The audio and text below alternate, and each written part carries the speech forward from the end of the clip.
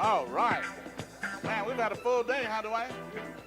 Absolutely. We're going to be talking about investing. Is that it?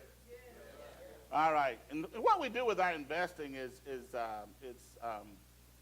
what we try to do in myEcon is we want to make everything to give you a step-by-step process, as Mr. Thomas was talking about, because the financial industry is just as that paper says, it's endless. Literally, you could spend your whole life studying investing and finance, and if you did that for 50 years, you'd still be learning.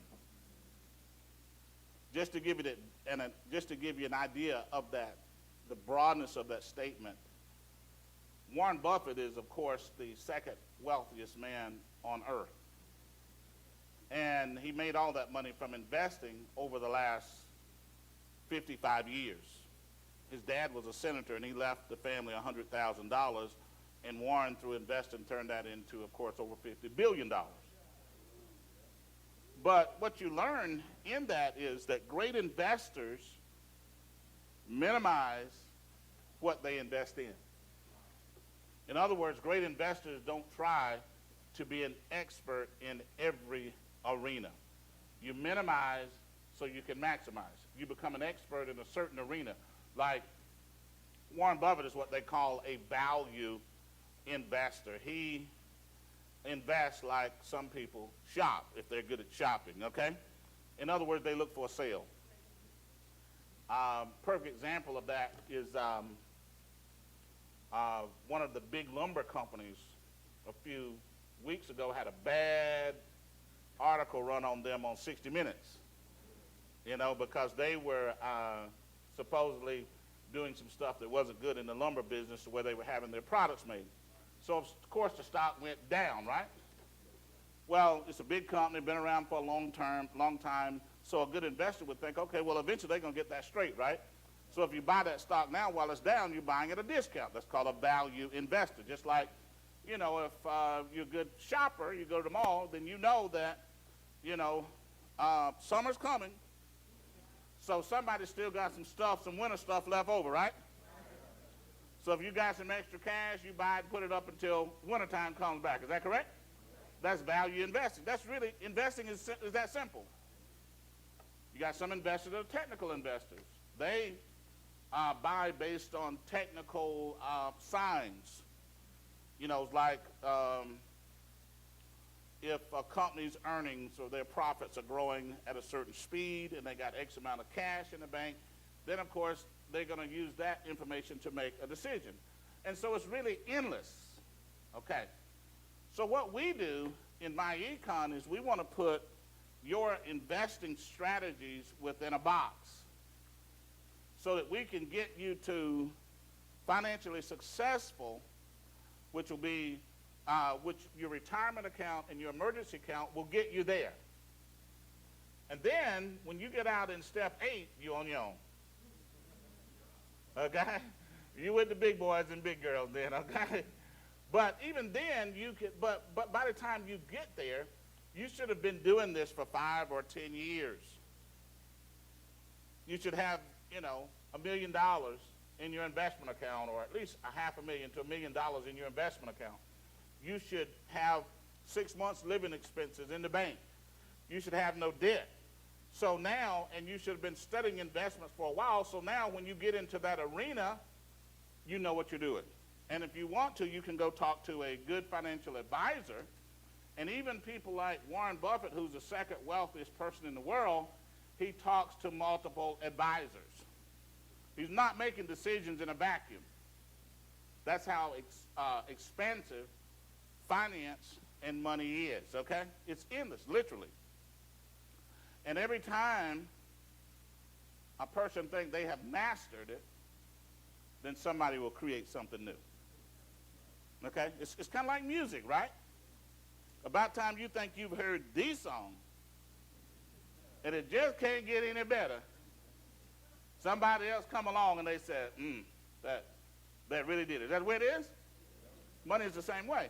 But we can get where we're going with minimal study, minimal effort, and you can become wealthy, and that's the good part, isn't it? All right.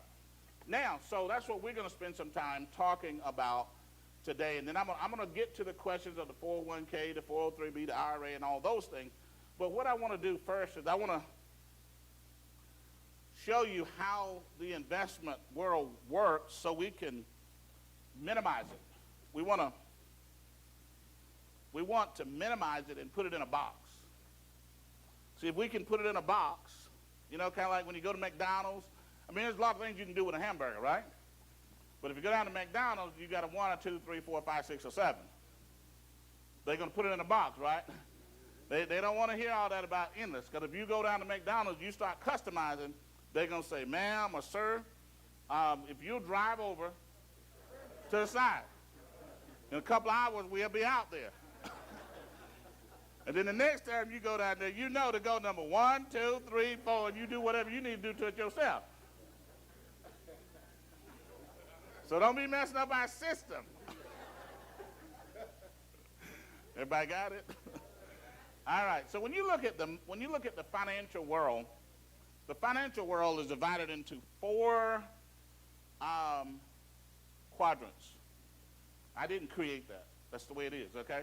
You can go down to a good bookstore, and you can find books on the 4 quadrants of finance. Okay. Not the ones that Kiyosaki's talking about. He's not talking about. He's talking about the worker. I'm actually talking about the investments. There's 4 types of investments. Okay. Now, every investment that you can make on earth fits inside these 4. Okay. If you buy a product from an insurance company, if you buy a product from a bank, through a financial advisor, any type of investment you make is going to fit these 4 quadrants, okay? Now, the first quadrant, let me go back here, is called cash equivalents, okay? And where this is going to lead us, it's going to lead you to the point that you can understand your 401k or your 403b or your IRA. Once you get the basic understanding, you're going to have it all, okay? But we got to go through the building blocks for about 35 to 40 minutes before we get there, okay? All right, so we got cash equivalent. Cash equivalents is where most people put their money because it's the most obvious. That's who people are marketed. They market that product, okay? Now, a cash equivalent is where when you invest money, the principal is guaranteed by the institution that you put the money in, okay? That's number 1. You'll know a cash equivalent. It's guaranteed. The principal is guaranteed by the institution. Number 2, the money is accessible to you from immediate to within 24 to 48 hours. Okay? Like a bank. Okay? You can get to your money quick, can't you?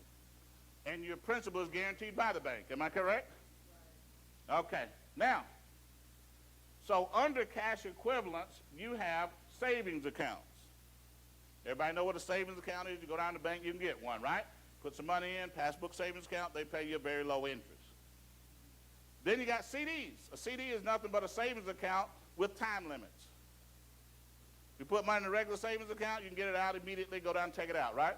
They'll give an interest rate. But if you tell the bank, you said, well, I want a CD, they said, okay, we're going to give you a savings account, but you're telling us you're going to leave your money in for a period of time. 3 months, 6 months, 2 years, 5 years, whatever. And since you're going to leave it with them longer, they'll pay you a what kind of interest rate? Higher. Because they have access to the money longer, right? Why is that? Because they're going to use your money to make what? Money. Okay, so if you tell me you're going to let me have your money for a year, I'll give you one rate. You say I give it to you for 5, I'll give you a higher rate. You take it out early, you reneged on the deal, I'm going to hit you with a penalty.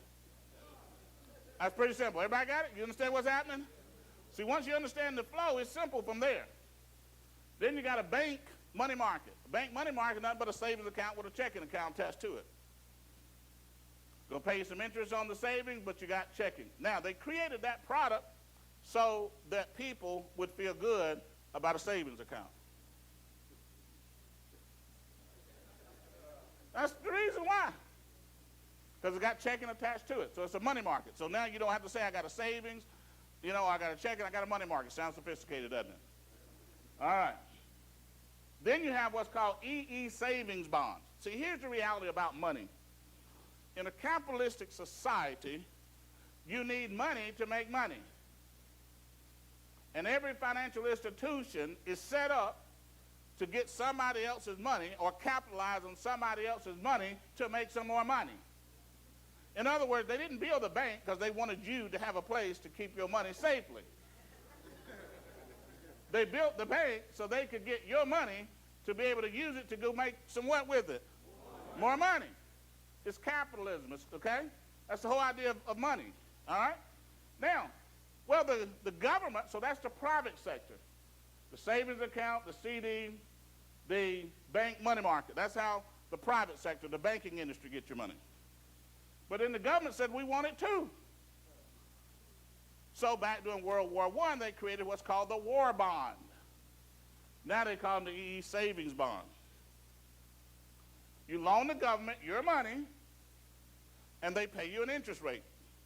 The interest rate is tied to the treasury rate, which is basically the rate that that you can borrow, that the government borrows money for. And they'll pay you interest on your money every 6 months. Now, you can find that rate on Google. Now, somebody's going to say, and you've heard this before, if you get a savings bond, it doubles every 6 months or every 7 years. You ever heard that? It's not even close to the truth. The rate goes up and down, and right now it's less than 1%. Okay, we'll go there and find it in a minute. I'll have Sam pull it up. You go to Google, and you just put in EE savings rates. It changes every May and every November. And it's less than 1% right now, okay? Then, so that's how the government gets in on the deal, because, see, everybody's looking to get cheap money. See, it's just like if you're in the restaurant business. You've got, and you're selling hamburgers. You got to buy beef wholesale so you can buy it cheap because you want to turn around and sell it retail higher and make money, right? It's the same process with money. If somebody can get your money at 2%, they can turn around and invest it and get 8%, they got 6 in the middle. It's no different than the restaurant business. Everybody understand?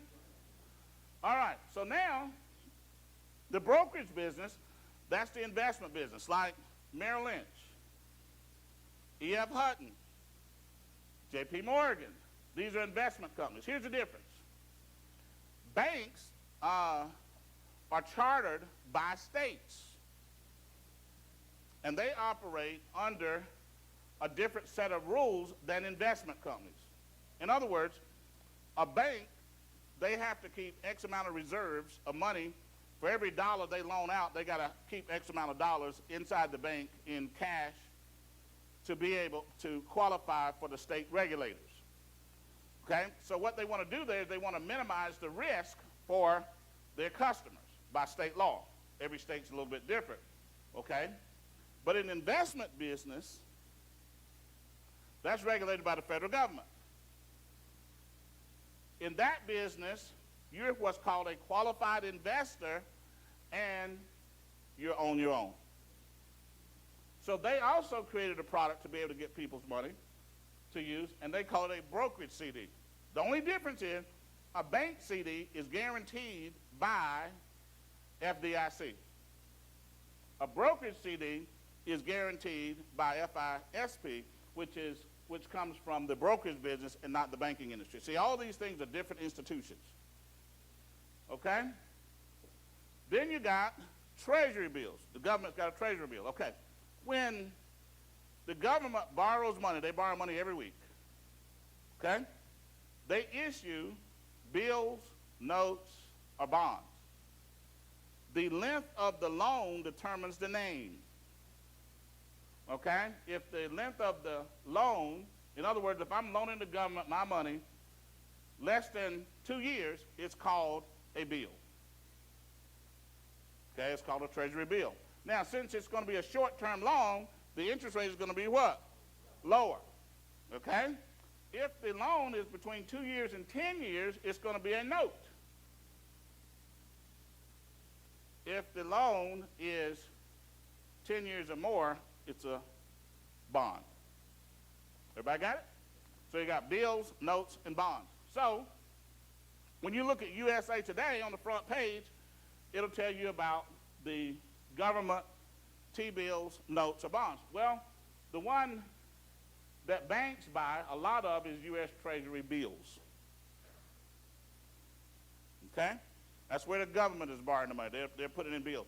Now, a Treasury bill, they're typically issued in increments of $10,000, and the government will buy those every Monday morning. See, here's what you got to understand about terminology, okay?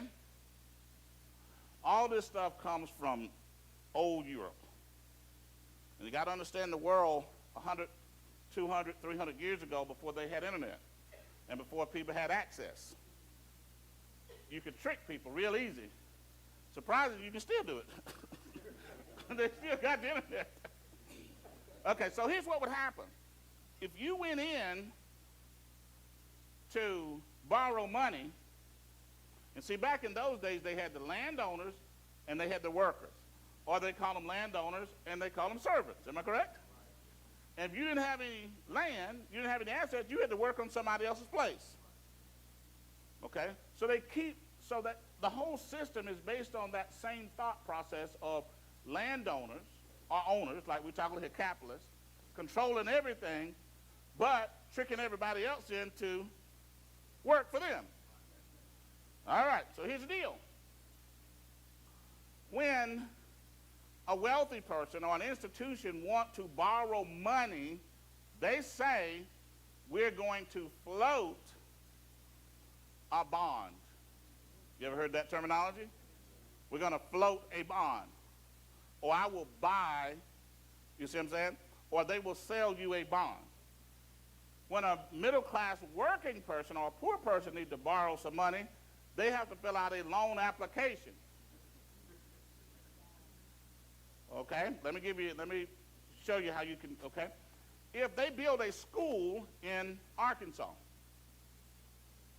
or they build a bridge, or a library, anything like that, the government, the municipality that's doing that, they have to borrow the money, don't they? So they said, we're going to have a bond issue. We're going to float a bond. Anybody ever heard that terminology? That means the city, the county, the state, whoever's doing it, they need to borrow some money, right? So the way they do that is they issue what's called bonds. Look like a dollar bill, but a little bigger than a dollar bill, a little thicker paper than a dollar bill. Always issued in increments of $1,000. Very turnkey. So they issued a bond, and on the bond it'll have three things. The face value is $1,000. The interest rate, that's the rate they're going to pay you. And the maturity date, that's the date that they're going to give you your original investment back. So they're going to give you interest all the way through. On the maturity date, they're going to give you the money back. Okay? So what happens is let's just say the state issues a bond for $1,000. The interest rate is 6%, and they're going to borrow the money for 30 years.